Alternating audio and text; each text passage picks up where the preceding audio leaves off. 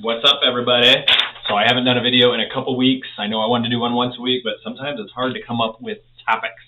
But anyways, this morning I was here at the office, and every Monday I update my little flow chart. So I just wanted to remind you guys to follow up with anybody that you think is a possibility, even if it's 6 months from now, from getting approved or having a listing. So this morning, what I do is I take my old sheet, which I had hanging on the wall. You can see it anytime you come in the office. And I went through my prospects. So these are my prospects. I put check marks, and everybody I text or called, I ended up calling all of these as well. So I've been trying to do that every Monday. I used to use LionDesk, which I still do. I'm trying to get back in the habit of that too. But I like this because it's a visual reminder of who I have sent to lenders, who I'm waiting. Like I have a couple listings on here that they're painting, and then they're going to be listing. I have one guy that's in Pakistan, so I didn't follow up with him.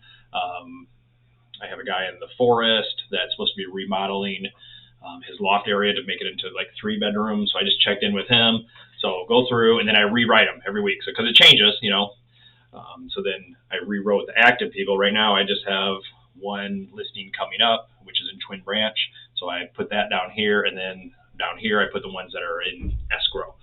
So this is just a great way to remind yourself who you have, and every single week follow up with them.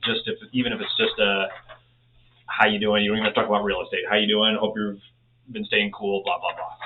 So, and then also, since the market has definitely changed very quickly, I thought it'd be a good idea to reach out to old clients, in the past that kind of gave up, that just said they were going to just rent for a while or whatever. So any of those old clients that kind of gave up on the market, weren't having success, weren't getting anything accepted, it might be a good time now to go back and reach out to them.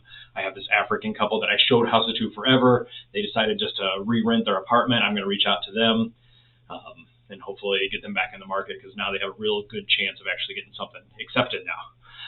So speaking of offers, I put in 3. I had 1 accepted. I think Layla might have put in 1. Anyways, the last 3 offers I've noticed have all been a little bit under list and asking for buyer's closing costs. So if you're writing an offer, start to change your mindset now of what you're going to ask for. It's not nearly the seller's market now that it was. So start changing your mindset. 3 or 4 years ago, it used to be like this. We used to always ask for buyer's closing costs. So I accepted an offer over the weekend on my listing on Southland. We accepted $3,000 in buyer's closing costs. I know Layla had one that was similar. I think Erica had one that was similar. And I think Michelle's maybe for her cousin. I can't remember, but I think that might have asked for some closing costs too. So anyways, it's kind of shifted. So make sure you guys keep into that mindset. Now, if there's multiple offers, sure, that's different. But you guys know what I'm talking about. Just thought I'd remind you of that.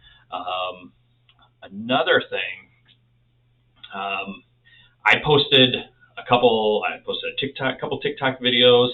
I'm getting like 600 views, which probably isn't a lot for TikTok, but I put a lot of hashtags of South Bend, Mishawaka. Anyways, people seem to love these little tour videos. I did one quick one where I walked through the kitchen. The living room had this huge vaulted ceilings. I walked through the living room. I went around and looped inside into the kitchen and back out to the dining room. It was a beautiful house. But I just put that on my story. I got 4 people messaging about that story, about where it was, how much it was. Yes, it might be out of their price range, or they might not be ready now, but it definitely worked to get people to remember that I was a real estate agent, and they messaged me.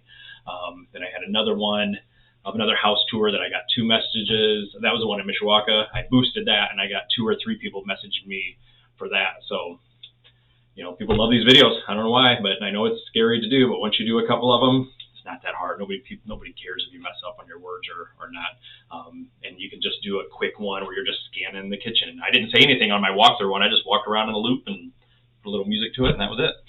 So I would encourage you guys to do that. Try to do once a week if you can. Do more if you want, whatever. So another thing I'm going to start doing, because I feel like I'm slowing down a little bit, I'm going to get back into my mailing for expireds. I was mailing them. I probably mailed out, I have it tracked actually, but 50 of them before I got, a response. And then that was the one that I have on Jackson Road that ended up selling for $650,000. So it was well worth the time. So now that I'm slowing down a little bit, summer seems to be kind of winding down a little bit. I have more free time. I'm going to start mailing out my expireds.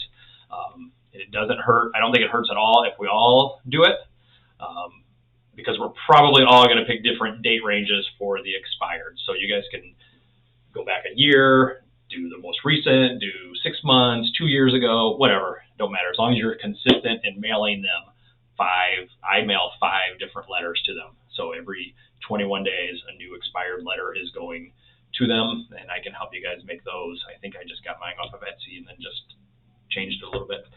So, all right, guys, I just want to do a video. So I will see you guys next time. Oh, let's see. Emily and I had a great listing appointment this morning that the people thought it was worth way more than it actually is.